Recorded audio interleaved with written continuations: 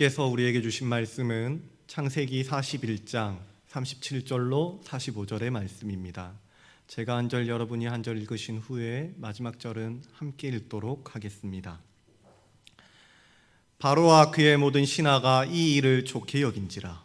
바로가 그의 신하들에게 이르되 이와 같이 하나님의 영에 감동된 사람을 우리가 어찌 찾을 수 있으리요 하고 요셉에게 이르되 하나님이 이 모든 것을 내게 보이셨으니 너와 같이 명철하고 지혜 있는 자가 없도다. 너는 내 집을 다스리라. 내 백성이 다 내 명예에 복종하리니 내가 너보다 더 높은 것은 내 왕자뿐이니라.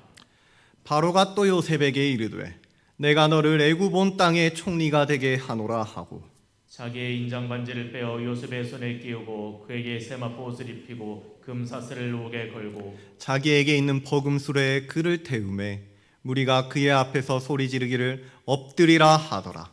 바로가 그에게 애굽 전국을 총리로 다스리게 하였더라. 바로가 요셉에게 이르되 나는 바로라. 애굽 온 땅에서 내 허락 없이는 수족을 늘릴 자가 없으리라 하고 함께 읽겠습니다. 그가 요셉의 이름을 사브낫 바네아라고 하고 또 온의 제사장 보디베라의 딸 아스낫을 그에게 주어 아내로 삼게 하니라. 요셉이 나가 애굽 온 땅을 순찰하니라. 아멘.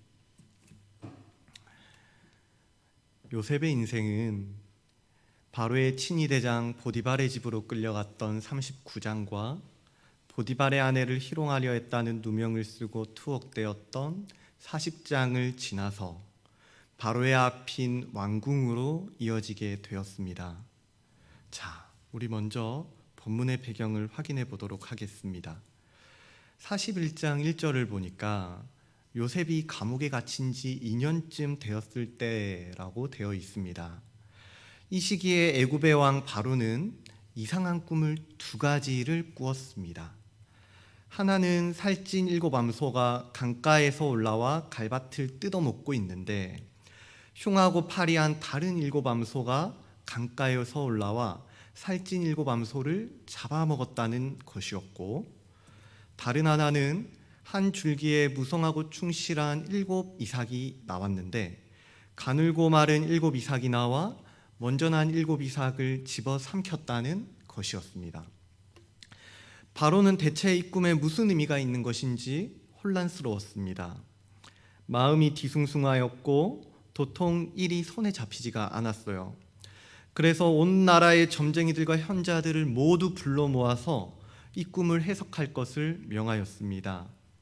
그러나 나라의 네로라 하는 점쟁이와 지혜자라 할지라도 바로의 꿈을 해석할 수는 없었습니다. 자, 그렇게 시간이 흐르고 어느 날이었어요. 40장에서 요셉이 꿈 해몽을 해주고 바로의 측근으로 찍혔던 인물이 한 명 있었는데요. 자, 문제 하나 드리도록 하겠습니다. 이 사람이 떡 관원장이었을까요? 아니면 술 관원장이었을까요? 술 관원장이죠. 감사합니다. 예, 술 맡은 관원장은요, 왕의 감옥에서 있었던 일을 낱낱이 바로에게 고했습니다. 그것은 바로 요셉이 하나님의 지혜로 떡 맡은 관원장과 자기 자신 술 맡은 관원장의 꿈을 풀었다는 것이었습니다. 이 말을 들은 바로는 곧장 요셉을 불러들였어요. 자, 14절부터 보도록 하겠습니다. 이에 바로가 사람을 보내어 요셉을 부르매 그들이 급히 그를 옥에서 내놓은지라. 요셉이 곧 수염을 깎고 그의 옷을 갈아입고 바로에게 들어가니 바로가 요셉에게 이르되 내가 한 꿈을 꾸었으나 그것을 해석하는 자가 없더니 들은즉 너는 꿈을 들으면 능히 푼다 하더라. 자, 그러자 요셉이 뭐라고 대답합니까? 16절입니다. 요셉이 바로에게 대답하여 이르되 내가 아니라 하나님께서 바로에게 편안한 대답을 하시리이다. 내가 아니라 하나님께서 하시리이다. 하나님께서 바로의 꿈을 풀어주실 것이라는 말입니다. 하나님께서 이 꿈을 이 땅의 지혜자와 술객들과 현자들이 그 아무도 풀지 못했던 그 꿈을 풀어주실 것이다라는 말이에요. 그런데 이 놀라운 이야기는 여기서 끝나지 않습니다. 바로는 요셉에게 자신의 꿈을 설명해 주었어요. 흉한 암소 7이 아름다운 암소 7을 잡아먹고 무성하고 충실한 이삭 일곱 이삭을 가늘고 마른 일곱 이삭이 삼켜버렸다라는 것이었습니다. 그리고 이 꿈의 내용을 들은 요셉이 다시 한번 바로에게 아뢰는 것이죠. 자, 25절입니다. 바로의 꿈은 하나라. 하나님이 그가 하실 일을 바로에게 보이심이니라. 이 두 꿈이 하나라는 것이죠. 그리고 그 다음이 중요한데요. 하나님이 그가 하신 일을 바로에게 보이심이니라. 자, 누가 보이셨다 합니까? 하나님이 보이셨다는 거예요. 하나님께서 당신이 하실 일을 바로에게 친히 꿈으로 보이셨다는 것입니다. 그리고 요셉은 바로의 꿈에 대한 해몽을 시작합니다. 7년 동안 풍년이었다가 다음 7년 동안 흉년이 들 것이다. 여러분들이 잘 알고 계시는 이런 해석이었어요. 자, 그리고 32절입니다. 요셉이 다시 한번 말합니다. 바로께서 꿈을 2번 겹쳐 꾸신 것은 하나님이 이 일을 정하셨습니다. 하나님께서 바로에게 2번에 걸쳐 꿈을 꾸게 하신 이 사건의 의미가 무엇이냐 하니까 하나님께서 이 일을 정하셨다는 것입니다. 그렇다면 우리가 방금 16절과 25절 그리고 32절의 말씀을 전부 종합을 해본다면 역사를 정하신 이도 하나님이시오, 꿈을 꾸게 하신 이도 하나님이시고, 그리고 꿈을 풀어주신 이도 하나님이시라는 말이 되는 것입니다. 하나님께서 이 일을 정하시고 바로에게 꿈으로 나타내셨고 요셉을 통해 꿈을 풀어주셨다는 것이에요. 이 땅의 모든 만물을 자신의 주권과 통치 아래에 두신 여호와 하나님께서요, 하나님의 지혜로 하나님의 섭리 아래 하나님의 역사를 이루어가고 계시다는 것입니다. 우리가 이 그림을 그릴 수가 있어야 합니다. 제가 창세기를 이끌고 가는 구절이 하나 있다고 거듭 말씀을 드리고 있는데요, 3주째 말씀을 드립니다. 창세기 50장 20절의 말씀인데요, 당신들은 나를 해하려 하였으나 하나님은 그것을 선으로 바꾸사 오늘과 같이 많은 백성의 생명을 구원하게 하시려 하셨나니. 아멘. 하나님이 악을 선으로 바꾸사 많은 백성의 생명을 구원하려 하셨습니다. 하나님이 정하신 역사입니다. 하나님의 계획이에요. 이 역사를 이루시기 위해 하나님께서 바로에게 꿈을 주신 것이고 요셉에게는 하나님의 영을 부어주신 것이고, 그리고 이 역사를 이루시기 위해 바로의 꿈을 풀어주신 것입니다. 많은 백성의 생명을 구원하는 이 일을 위해 하나님께서 정하신 역사를 하나님께서 이루어가고 계시는 것이죠. 우리가 그려야 할 그림이 바로 이것입니다. 그런데요, 본문은 여기서 끝나는 것이 아니에요. 하나님께서 하나님의 꿈을 푸는 사람을 부르시는 용어가 있는데요, 그 이름이 지금 이방인의 입에서 흘러나오고 있다는 것입니다. 38절 보도록 하겠습니다. 바로가 그의 신하들에게 이르되 이와 같이 하나님의 영에 감동된 사람을 우리가 어찌 찾을 수 있으리요. 바로가 신하들 앞에서 요셉을 뭐라고 부르고 있습니까? 하나님의 영에 감동된 사람, 하나님의 영에 감동된 사람이라고 부르고 있습니다. 하나님께서 하나님의 꿈을 아무에게나 풀 수 있도록 그냥 주시는 것이 아니라 이 보물 상자를 열 수 있는 열쇠가 있다는 것입니다. 그런데 그게 뭐냐 하니까 바로 하나님의 영에 감동된 사람이다라는 것이에요. 하나님의 영에 감동된 사람에게 하나님의 꿈을 풀어주셨다는 것입니다. 여러분, 우리는 이 사실을 알아야 해요. 하나님이 이 땅의 많은 백성의 생명을 구원하시기 위해 정하신 역사가 있습니다. 그리고 우리에게 이 구원의 역사를 이루어갈 꿈을 주셨어요. 여러분, 그 꿈이 무엇입니까? 어제 금요 철야 시간에 우리 담임 목사님께서도 잘 풀어주셨던 것과 같이 이 성경 66권에 담겨있는 그것이 바로 하나님의 꿈인 줄로 믿습니다. 그 꿈을 풀 수 있는 사람은 오직 하나님의 영에 감동된 사람뿐입니다. 제국의 수많은 술객과 현자들이 모여서 그들의 지혜를 모두 맞댄다 할지라도 하나님의 꿈을 풀어낼 수가 있었습니까? 없었어요. 왜냐하면 세상의 모든 지혜를 다 더한다 한들 하나님의 지혜에 이를 수가 없었기 때문입니다. 그러므로 하나님의 꿈을 풀 수 있는 사람은 오직 하나님의 영에 감동된 사람뿐입니다. 이것을 지금 이 본문에서도 이방 제국의 황제가 선포해주고 있지 않습니까? 하나님이 이 모든 것을 내게 보이셨으니 너와 같이 명철하고 지혜 있는 자가 없도다.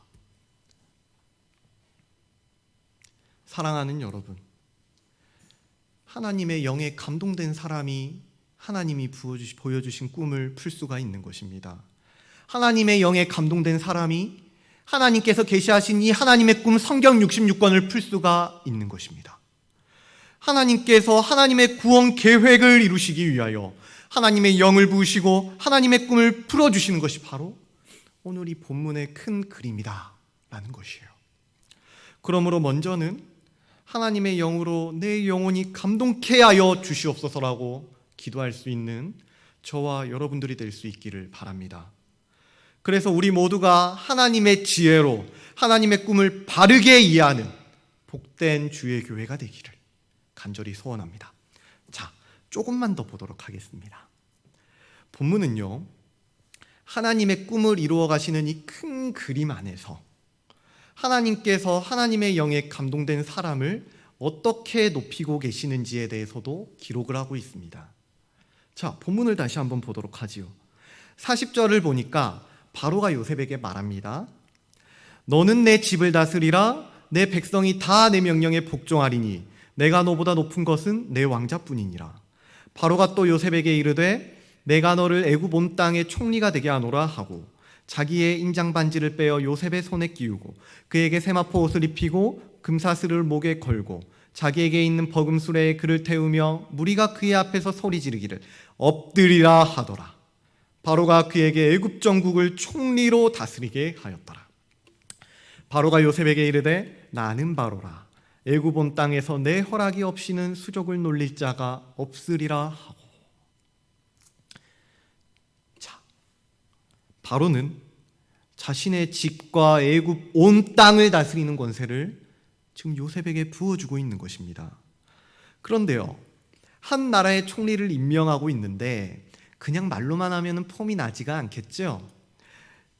그래서 바로는 요셉에게 자신의 인장 반지를 끼워주고 새하얀 세마포 옷을 입혀주고 그리고 금사슬을 목에 걸어주기도 했습니다.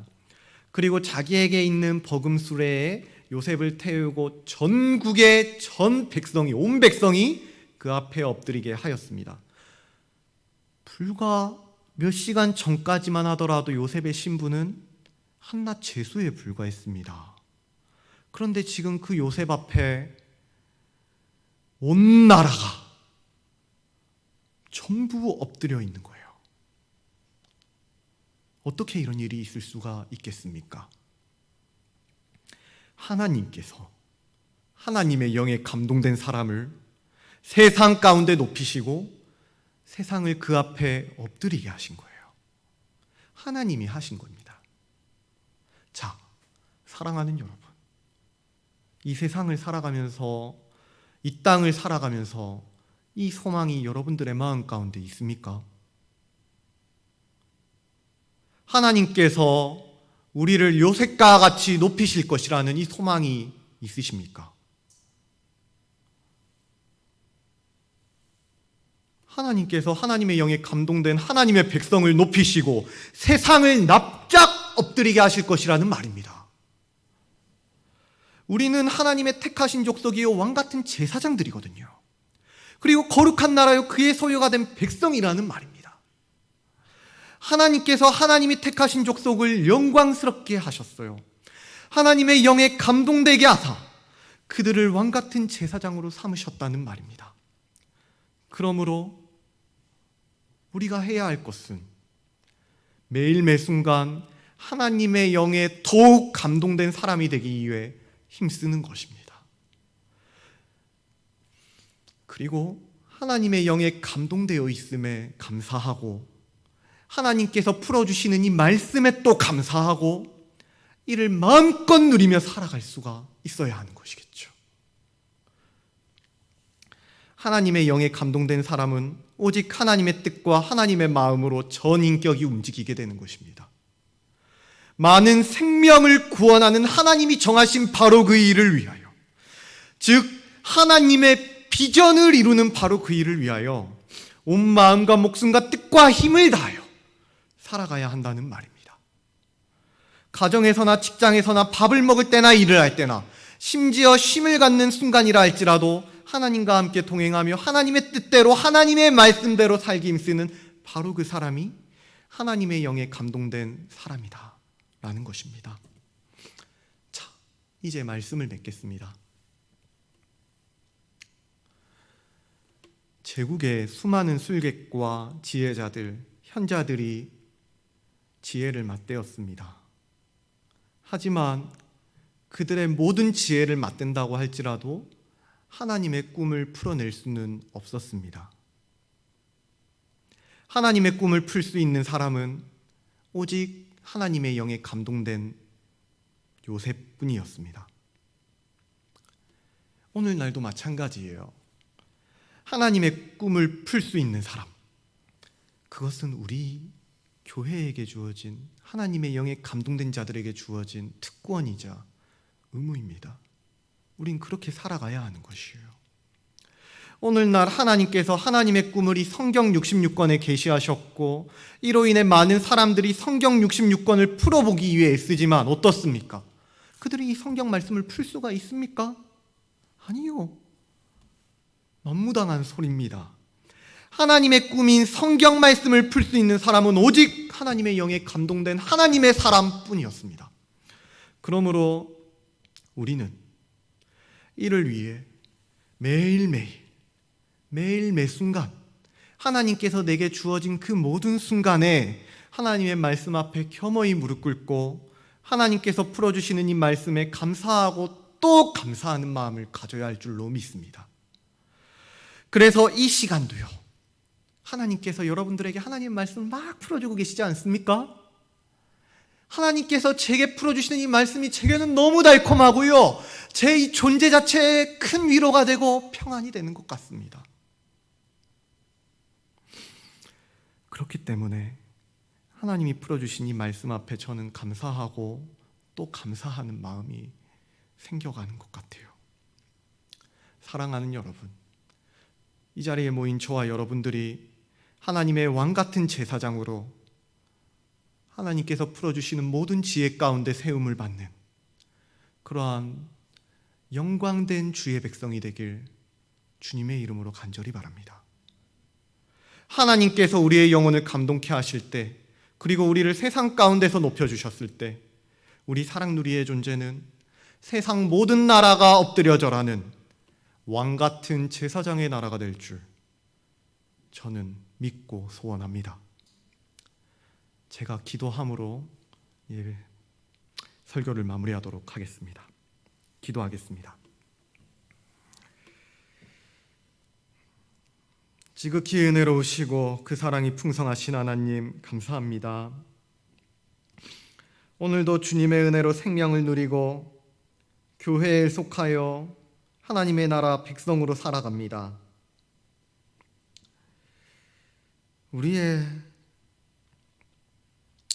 주님, 우리의 인생을 돌아보면요,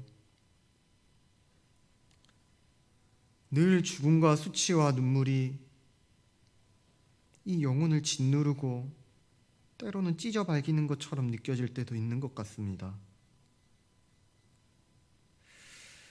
그럼에도 불구하고 신실하신 주님께서 하나님의 영으로 우리의 영혼을 감동케 하사 이 시간 주님의 말씀을 풀어주시고 그 말씀에 또 감동케 하시고 또 이 거친 세상을 살아나갈 능력을 더하여 주시니 이 자리에 모인 주의 백성들이 그 은혜에 힘입어 다시 한번 나의 존재를 확인하고 다시 한번 거친 세상을 향하여 담대히 걸음을 내딛습니다. 너희는 택하신 족속이요 왕같은 제사장들이요 거룩한 나라요 그의 소유가 된 백성이니 이는 너희를 어두운 데서 불러내어 그의 기이한 빛에 들어가게 하신 이의 아름다운 덕을 선포하게 하려 하심이라. 주께서 모든 악을 선으로 바꾸사 많은 백성의 생명을 구원하게 하실 것을 믿사오니 주여 이 교회와 이 총회의 영혼을 불쌍히 여겨 주시옵소서. 그리하여 우리 사랑누리가 단 한 명도 빠짐없이 하나님의 영에 감동된 복된 주님의 교회가 되게 하여 주시옵소서. 이 모든 것 우리를 하나님의 영으로 감동케 하실 우리 주 예수 그리스도의 이름으로 기도드리옵나이다. 아멘.